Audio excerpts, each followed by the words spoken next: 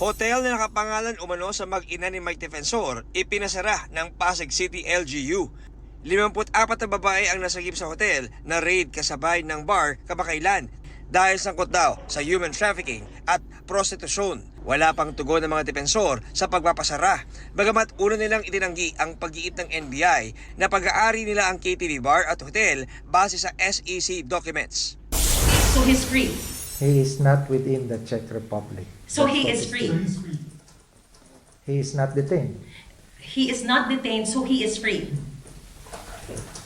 Yes.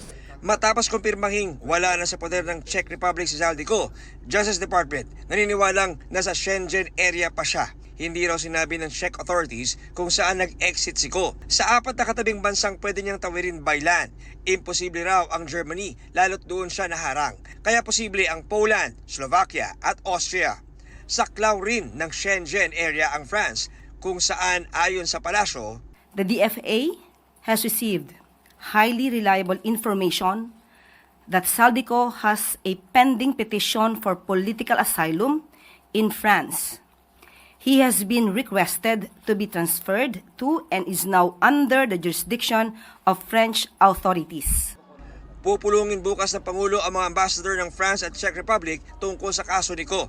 Sabi naman ng DFA, September 2022 pa nag-expire ang passport na ginamit umano ni Ko sa pagtawid sa German-Czech border.